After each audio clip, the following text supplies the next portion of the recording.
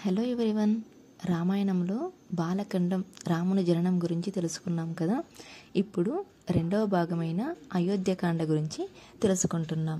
అయోధ్యకాండలో 119 సర్గలున్నాయి. ఈ కాండములోని ప్రధాన కథాంశాలు శ్రీరాముని పట్టాభిషేక సన్నాహాలు, కైకేయి కోరిక, దశరథుని దుఃఖము, సీతారామ లక్ష్మణుల వనవాస వ్రతారంభము.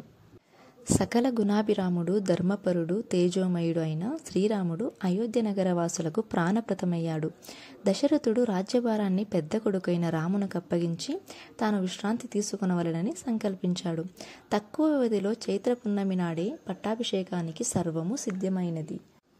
పురవాసులంతా హర్షించారు. అంతటా వేడుకలు జరుగుతున్నాయి. సకల సంబరాలు సిద్ధమవుతున్నాయి. వశిష్ఠుడు రామునికి పట్టాభిషేక దీక్షనిచ్చి సీతారాములను ఉపవసించమని, మరునాడే పట్టాభిషేకమని చెప్పాడు. సీతారాములు శ్రీమన్నారాయణమూర్తిని పూజించి హోమాది కర్మలు చేసి నియతమానులై ఉపవసించారు. అయోధ్య నగర వాసులు నగరాన్ని సర్వాంగ సుందరంగా అలంకరించి సంబరాలు చేసుకునసాగారు.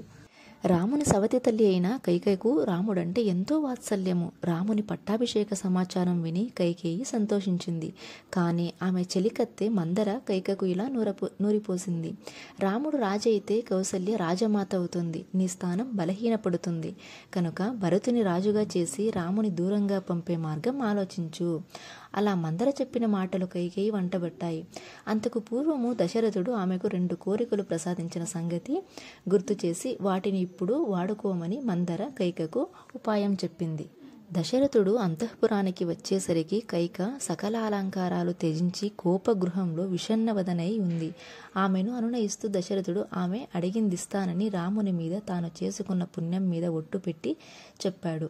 ఆ ఆదను చూసుకొని అంతకు పూర్వం దేవాసుర యుద్ధంలో దశరథుడు తనకిచ్చిన 2 వరాలు ఇప్పుడు చెల్లించాలని కోరింది.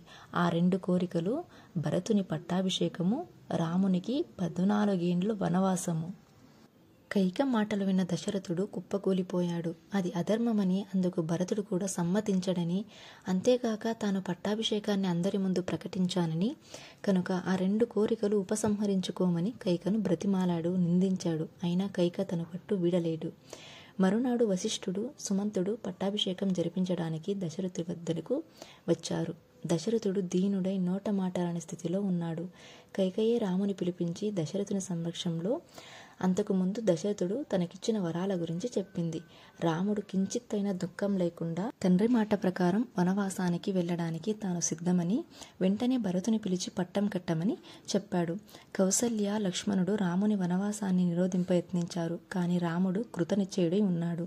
మతిమాలిన రాజు మాటలు లెక్క చేయకుండా రాముడు రాజ్యాన్ని హస్తగతం చేసుకోవడం ధర్మమేనని, అన్న కోసం ఎందరినైనా ఎదిరించడానికి తాను సిద్ధమని లక్ష్మణుడు అన్నాడు. తండ్రిలానే బిడ్డపై హక్కు కలిగిన తాను రాముని వనవాసానికి అనుజ్ఞ ఇవ్వనని కౌసల్య చెప్పింది. తండ్రి మాట నిలబెట్టడం లక్ష్మణుని బాధ్యత కూడానని, భర్త మాట నిలబెట్టడం కౌసల్య ధర్మమని వారిద్దరికీ నచ్చజెప్పి రాముడు వనవాస దీక్షకు ఉద్యుక్తుడయ్యాడు. ఇక సంగతి తెలిసిన సీత తాను కూడా వనవాసానికి రాముని తోడుగా వస్తానన్నది. సుకుమారి అయిన రాజబిడ్డకు వనవాస దుస్సహమని రాముడు చెప్పినా సీత వినలేదు. తనకు వనవాస యుగం ఉన్నదని జ్యోతిష్కులు చెప్పారు. రాముడు తోడుంటే తనకు కష్టాలు, భయాలు ఉండవు. తనను తోడు తీసుకెళ్లకుంటే రాముడు భార్యను రక్షించుకోవడం చేతకాని భయస్థుడే. ఇలా మొండిగా వాదించి సీత రాముని వెంట బయలుదేరింది. తల్లి అనజ్ఞ తీసుకుని అన్నతో వాదించి వనవాస సమయంలో అన్నావదినుల సేవ చేయడానికి లక్ష్మణుడు కూడా వారి వెంట ప్రయాణమయ్యాడు.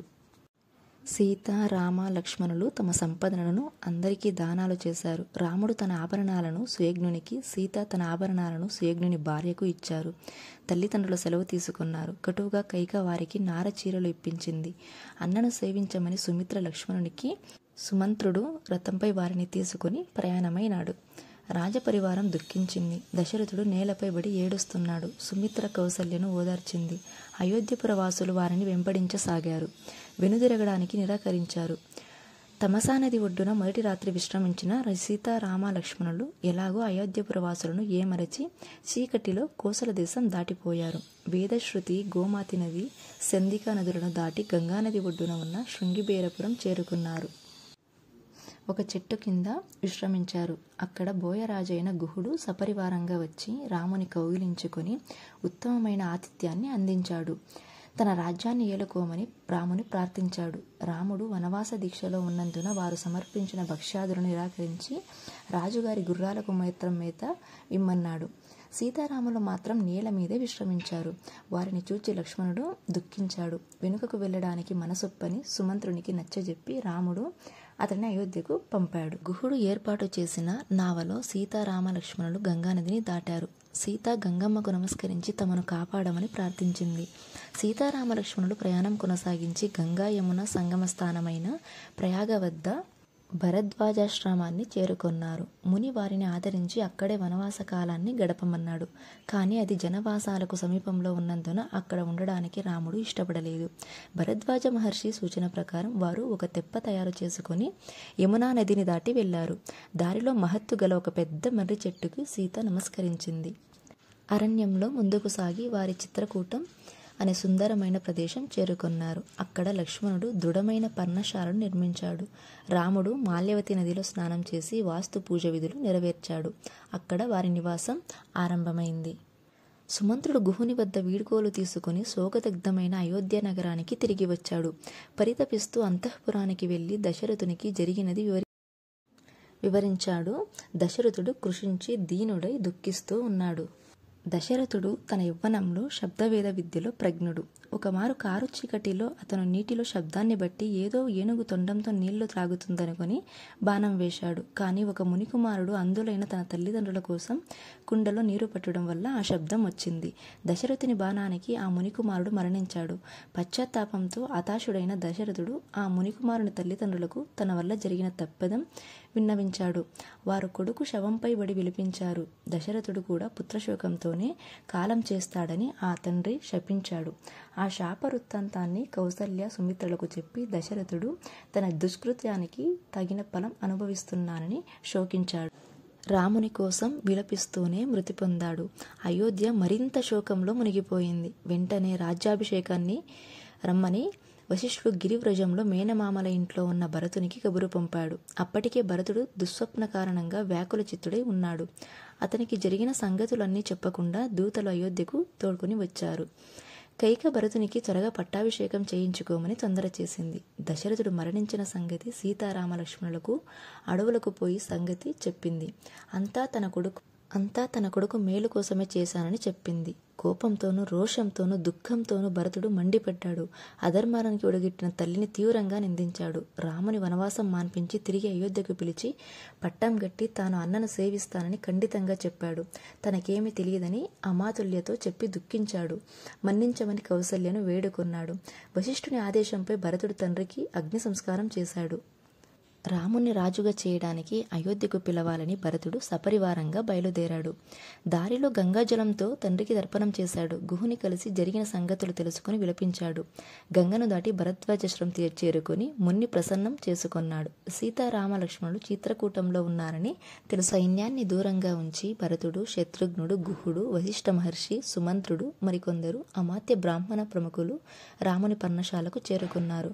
భరత శత్రుఘ్నులు సీతారామ లక్ష్మణుల పాదాలపై పడి శోకంతో నోట మాట రాక విలపించారు. రాముడు భరతుని లేవనెత్తి కుశలమడిగాడు. పుత్రశోకంతో తండ్రి మరణించిన వార్త తెలియగానే రాముడు మూర్ఛిల్లాడు. పిదప లేచిన రాముడు అమితంగా దుఃఖిస్తూ మందాకిని జలాలతో దశరథుని తర్పణం వదిలాడు. భరతుడు దీనుడై రాముని పాదాలకు మొక్కి, నేను నీ భృత్యుడిని, నీకు చెందవలసిన రాజ్యాన్ని నేను పొందలేను. నాపై దయ ఉంచి నీ రాజ్యం నీవు గ్రహించి మమ్మల్ని అనుగ్రహించు అని కోరాడు. అప్పుడు రాముడు, తండ్రి నీకు రాజ్యము, నాకు వనవాస దీక్ష ఇచ్చాడు. ఇద్దరము వాటిని అలా అనుభవించాల్సిందే అని బదులు చెప్పాడు. భరతుడు శ్రీరాముని పాదుకులను అనుగ్రహించమని కోరాడు. అందుకు రాముడు సమ్మతించాడు. 14 సంవత్సరాలు తాను కందమూలాలు మాత్రం తింటూ నగరం బయటనే నివసిస్తూ అన్నగారి పాదుకల పేరున రాజ్యం చేస్తానని భరతుడు చెప్పాడు. 14 సంవత్సరాలైన మరునాడు రాముడిని చూడకపోతే తాను అగ్నిలో దూకుతానన్నాడు. అందరికీ నమస్కరించి పాదుకలు శిరసున ధరించి అయోధ్యకు తిరిగి ప్రయాణమయ్యాడు. దారిలో భరద్వాజ మహర్షికి జరిగిన విషయం విన్నవించాడు. అందరినీ అయోధ్యకు పంపి భరతుడు తాను మాత్రం నంది గ్రామంలోనే ఉండిపోయాడు. పాదుకలకు సకల రాజమర్యాదలు జరిపించాడు. తాను నారచీరలు ధరించి అన్నగారి పాదుకల పేరున రాజ్యపాలన సాగించాడు. రాముని మనసు వికలమైపోయింది. చిత్రకూటంలో ఉండి మనసు కాలేదు. అంతేగాక అక్కడి మునుల కరదూషణాది రాక్షసుల వల్ల భయపడుతున్నట్లు గ్రహించాడు.